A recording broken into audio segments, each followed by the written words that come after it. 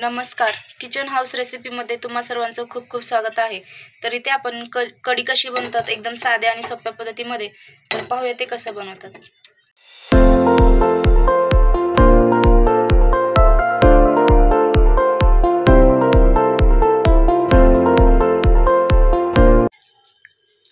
तर इथे तुम्ही बघू शकता आपला टोप छान असा गरम झालेला आहे. तर इथे आपण तेल टाकून घेऊया. थोडंसं एक माप टाकून घेतलेलं आहे.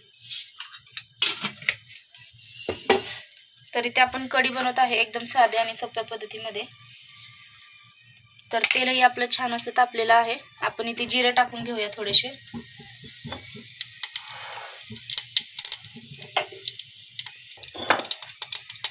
तर इथे तुम्ही बघू शकता आपण 4 मिरच्या अशा छान अशा कच्च्या टेचून घेतलेल्या होत्या. त्याही छान अशा तेलामध्ये तळून घ्यायचं, जेणेकरून कच्चेपणा जाईल त्याचा. त्यानंतर थोडासा कढीपत्ता टाकून घ्यायचा.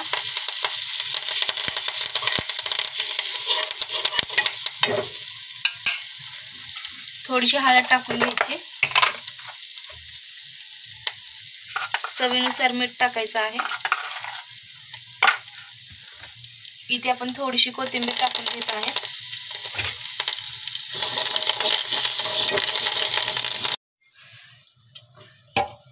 तर इथे तुम्ही बघू शकता तेलामध्ये छान असं आपलं जिरा, कढीपत्ता, हिरवी मिरची छान अशी तळलेली आहे. तर ह्यामध्ये आपण आता ताक टाकून घेणार आहे, जे आपण घरामध्येच बनवलेलं आहे. एकदम छान अशी लागते कढी. हे सर्व टाकून घ्यायचं. थोडंसं इथं आपण ठेवलेलं आहे. त्यामध्ये इथं आपण थोडंसं बेसन मिक्स करून घेणार आहे,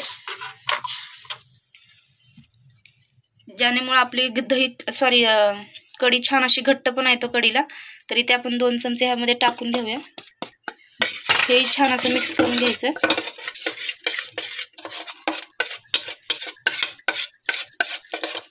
थोडंसं पाणी टाकलं तरीही चालेल, तुमच्या आवडीनुसार. तुम्हाला जितकं घट्ट हवं असेल तितकी कढी तुम्ही करू शकता.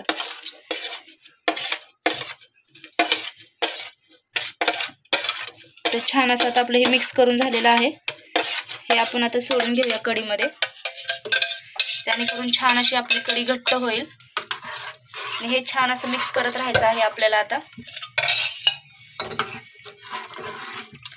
जोपर्यंत आपल्याला उकळी येत नाही तोपर्यंत असं छान असं मिक्स करत राहायचं आहे, जेणेकरून आपली कढी फुटणार नाही, छान अशी होईल.